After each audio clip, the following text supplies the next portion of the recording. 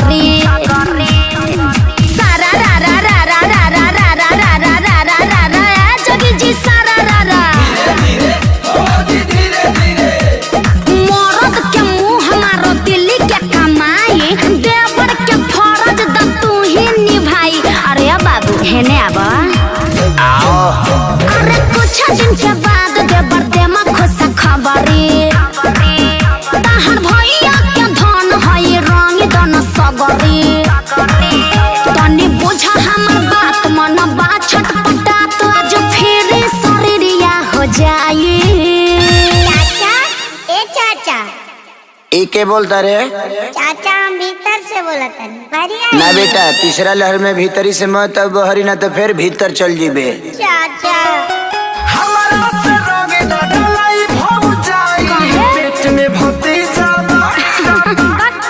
चाचा ए चाचा पेट में भतीजा बकरिया हो जाए।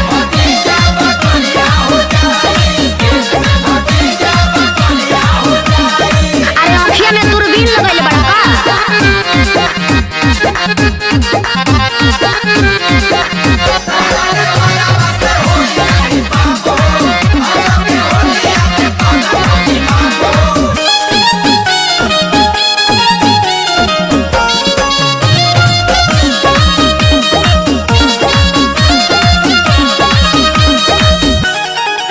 बहे फगुनी बयरिया तो लागे पाला हमार फीलिंग नहीं बुझल मरद साला हमारा सही कुल्ही कमावा ना बिल्कुल होई ये भौजी लागी भीतर करिया के चोट त भतीजा भीतर रोई ये भौजी।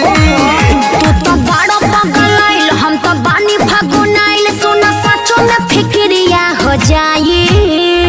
चाचा चाचा हमके बाहर के दुनिया देखे के बता बेटा तोर अभी वैक्सीन बनल नहीं खे ऐसे ते 9 महीना ना एक बार 21 महीना पर बाहर आओ। चाचा उगला की भीतरी चुकी रज सुनाई पेट में भतीजा जोड़े डरपोका ए चाचा अरे पेट में भतीजा बकरिया हो जाए।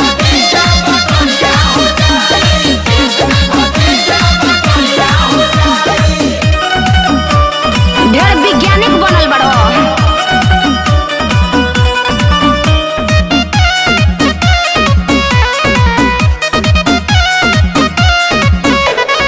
ऐसे मनावा पानी नहीं फेरल जाला भाव जाई लोग के गोबर से लभेरल जाला। जानी अखिलेश भैया बतिया त बड़ी मारो मारी ये भौजी। मनुआ के संगे गलती करी है ना कहूँ खेसारी ये भौजी। साचो बाड़ा तो छुछुनर नहीं खे कुछ के हुनर गुस्सा तोहरा से या बिरिया हो जाई। अरे गोर होके या करिया डाला तू भीतरिया चुपचाप। भैया के बेटा होना की चिढ़ाई हरी निकली अरे फिर उहे बात करो करो। ए चाचा हरी निकली खेसरिया नचाई।